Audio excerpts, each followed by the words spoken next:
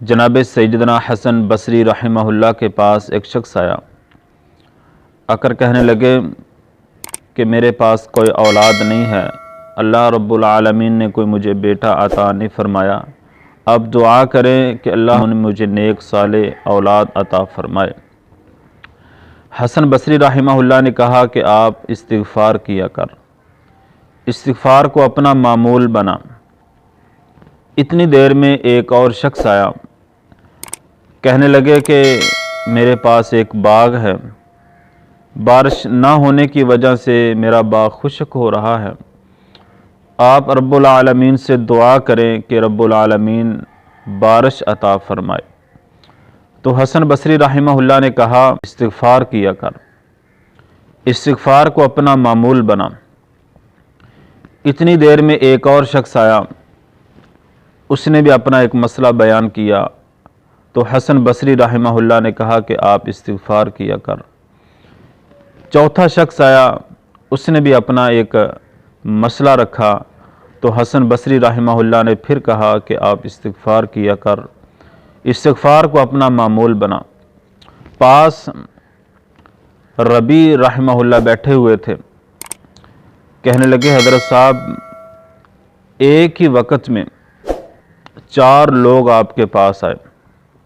ان چاروں لوگوں کی حاجتیں الگ الگ ہیں، پریشانیاں الگ الگ ہیں، مسئلے الگ الگ ہیں، آپ نے ایک ہی وظیفہ بتلا دیا کہ استغفار کیا کر، استغفار کو پڑھا کر۔ تو حسن بصری رحمہ اللہ کہنے لگے کہ یہ بات میں نے اپنی طرف سے نہیں کی، کیا تو نے اللہ کا قرآن نہیں پڑھا؟ اللہ فرماتے ہیں فَقُلْتُ اسْتَغْفِرُوا رَبَّكُمْ إِنَّهُ كَانَ غَفَّارًا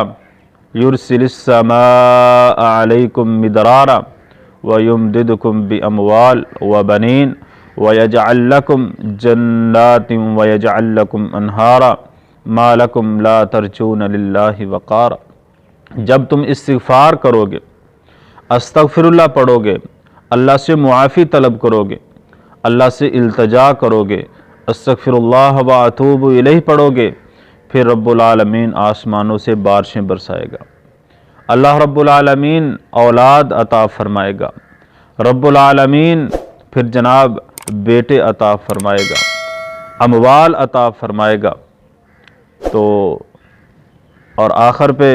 رب العالمین نے فرمایا کہ قیامت والے دن میں جنت عطا فرماؤں گا۔ تو محترم ناظرین کرام، آج افراتفری کا عالم ہے، ہر بندہ کسی نہ کسی پریشانی میں مبتلا ہے، کسی نہ کسی ٹینشن میں مبتلا ہے، کوئی اولاد کی وجہ سے پریشان ہے، کوئی رزق کی وجہ سے پریشان ہے،